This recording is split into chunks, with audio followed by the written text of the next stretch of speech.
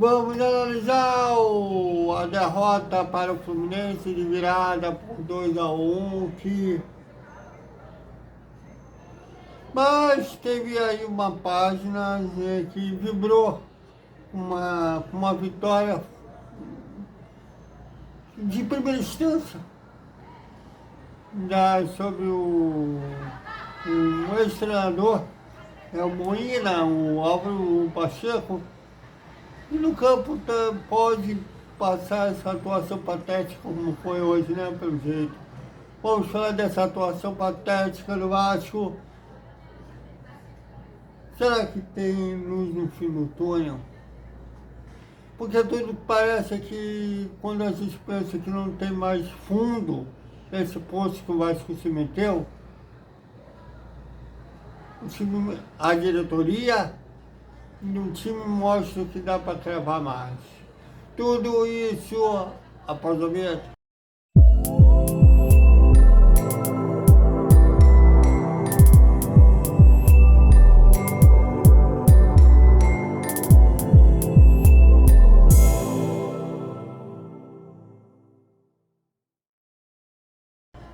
Salve, galera do Vasco, boa noite para a educação a vocês.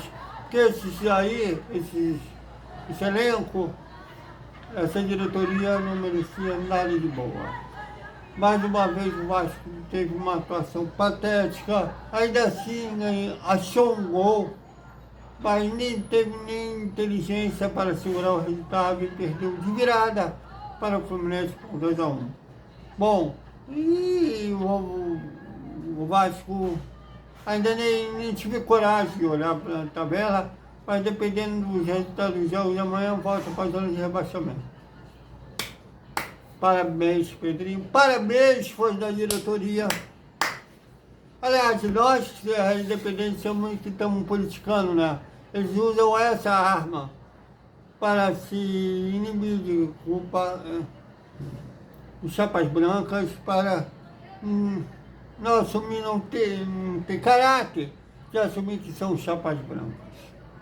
E mais uma vez um time que de hora nenhuma mereceu vencer o Fluminense, um time que o Fluminense controlou o jogo como desde os primeiros minutos. Eu acho que teve alguma coisa parecida de jogar futebol. Dos 15 aos 25 foi o período que achou o gol, né, com o João Vitor, uma falta que o Ryan sofreu, o Vitor cruzou para a área e o João Vitor marcou de cabeça. O Fluminense chegou a reclamar sobre impedimento, mas quem estava impedido era o Aécio, que sequer participou da jogada. Então por isso o gol foi validado. E o Vasco sem o Felipe Coutinho, quem seria o substituto natural era o Dimitri Paes, que está lesionado. Parabéns, talvez que vocês estão apoiando uma perda de um craque, pode estar numa má fase, mas é um cara que resolve, inclusive o último jogo que ele jogou, resolveu, né, contra o Sport. Mas tá de parabéns aí que vocês estão apoiando isso, apoiam tudo, inclusive um jogador como o Jair, que não pode ser titular, mas seria útil no meio de campo do Vasco, que é dos poucos volantes que marca e sabe o jogo, mas vocês estão apoiando também. Ele ganha muito, mas vocês viram vocês não estão por dentro que o mercado da bola está inflacionário? Ou vocês acham que algum outro vai vir baratinho? Talvez vocês já achem que vão achar um outro cocão da vida, que era do Náutico, que vai se dar bem no time, porque bons fora de série, ou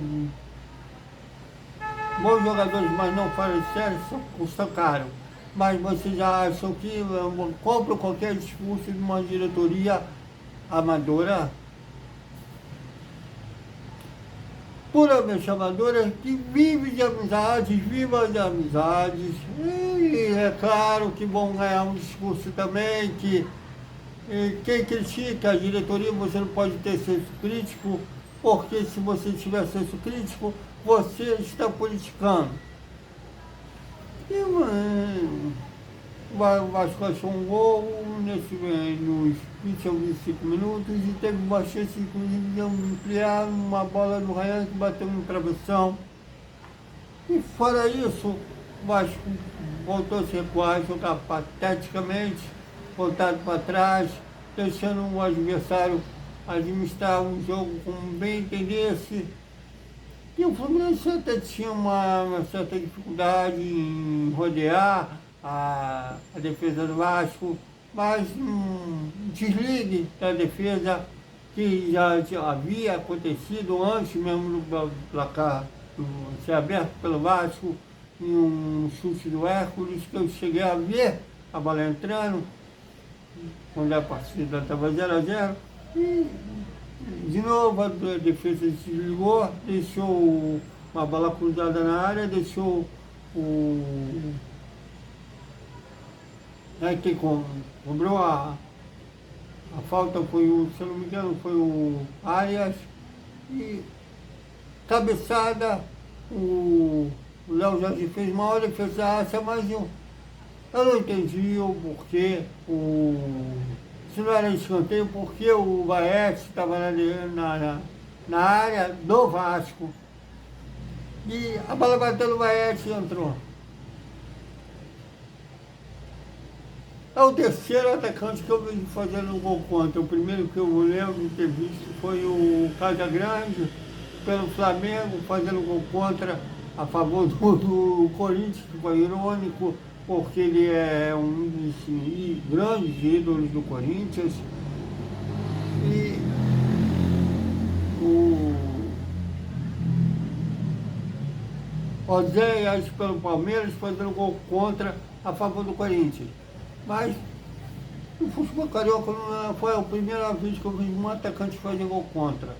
E o Fluminense cresceu no jogo, principalmente no segundo tempo, que o Vasco não conseguia sair mais com um contra-ataque, porque o Nuno Moreira foi escalado para fazer um trabalho do Felipe Coutinho. O português funciona como um complemento ao homem de ligação, né? Aquele que auxilia o principal armador e faz a bola chegar no ataque. Eles sozinhos tendo que municiar, já que o Fernando Diniz escalou um time com 3 volantes. Ele não conseguiu ser esse cara que fizesse a bola girar para a dupla de ataque formada por Ryan e Vaete. E no segundo tempo, ainda mais com ele cansado, ficou ainda mais difícil, porque o Fluminense pressionava. Para piorar, o Vasco deixava um espaço muito grande na intermediária, que já aos 40 minutos do segundo tempo, o Guga percebeu isso. Até demorou para perceber e acertou o chute fora da área, virando o jogo. Até um bonito gol do Guga. E também quem paga pelo esse preço da derrota, o técnico Fernando Diniz. Thiago, você já vai pegar o pé do Fernando Diniz, o cara já está fazendo, só está fazendo o quarto jogo no comando do Vasco. Se ele demorou muito para substituir, e mexeu ainda errado.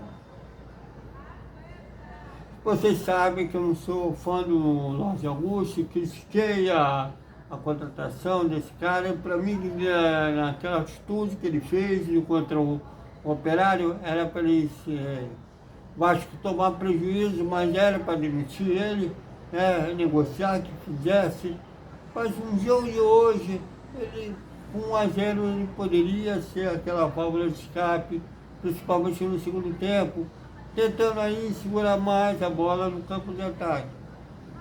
Já que os dois pensantes no meio campo estavam fora de combate, e até que teve quem especulou durante a semana que o Albonano ou o Adson seria o substituto do Coutinho, e até que não seria errado essa formação, por justamente tentar ir segurar a bola mais no meio para frente, e o Nuno ficou sobrecarregado em tentar armar a jogada de ataque. Isso tudo contribuiu para a derrota, fora que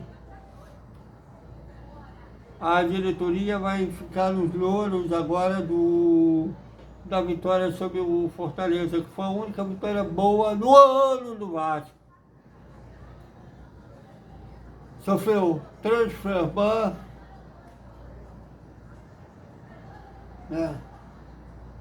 contratações pífias, Lorde, Garré que sequer entra mais no jogo. O único que funcionou foi o Nuno Moreira, vindo dessa contratação. Aliás, estão fazendo covardia com jogadores vindo com a ex-parceira, tentando queimar todos eles perante a torcida, inclusive expondo o contrato a fim de fazer que aquele atleta, a torcida tenha ódio daquele atleta.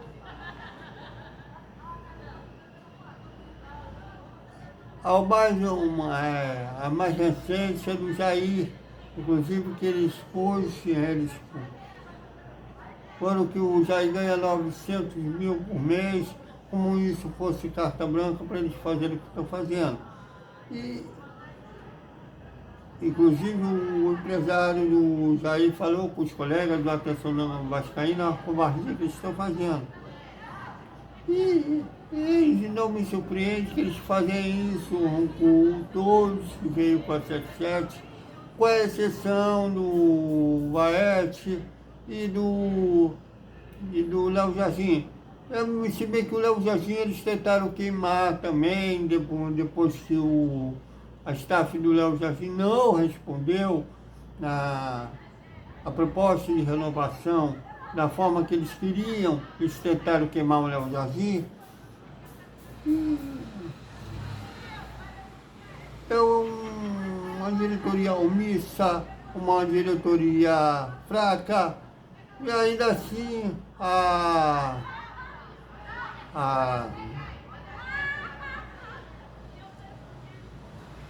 ainda quem acredite em Papai Noel e político do Vasco, principalmente essa diretoria.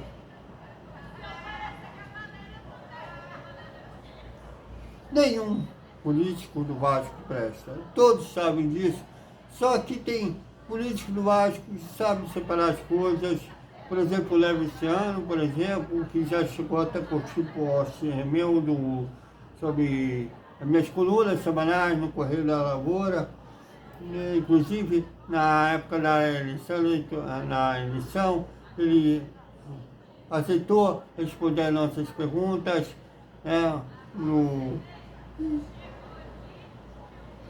A única coisa que ele fala é que ele vai quebrar a minha língua, que ele vai me provar o contrário. Mas ele sabe da concepção que eu tenho, que nenhum político do Vasco presta, e sabe separar as coisas. O Pedrinho leva muito para o pessoal. Eu não fui bloqueado, mas vários colegas meus já foram bloqueados.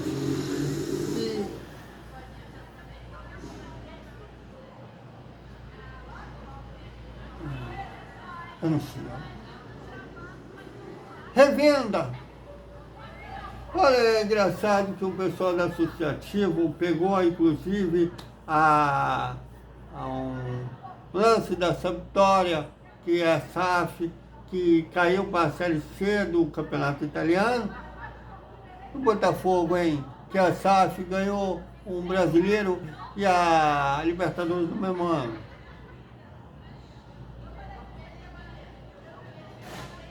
Tem outros times europeus também que são SAF, que ganham, principalmente na Inglaterra, que ganham campeonatos.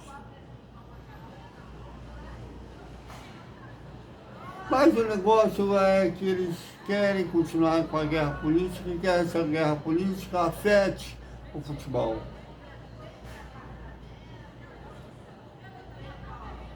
E fala de revenda, chovendo molhado, mas se não... É engraçado que tem parte da torcida que vai conforme o resultado daquela rodada do futebol.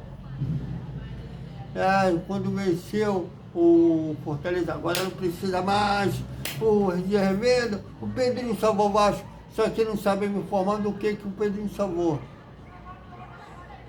Porque da 77 ainda está para ser julgado, que aliás toda vez que vai julgar, eliminar, da maioria das vezes é a associação que pede adiamento.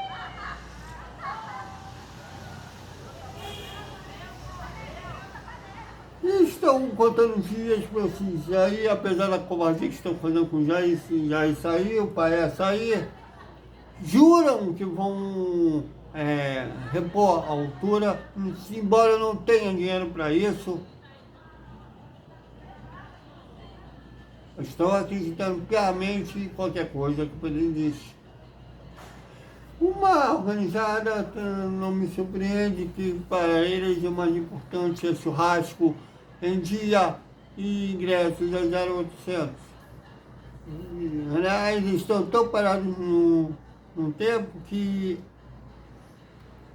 as músicas são dos anos 90, num tempo que ainda ouvia 100%.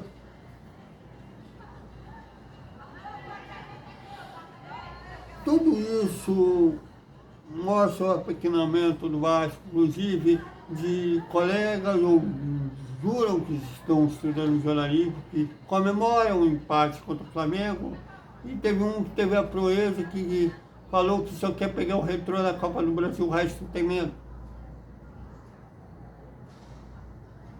É preciso mudar a mentalidade, não só nos jogadores do atual elenco, mas também de uma parte da torcida que se apequeninou legal.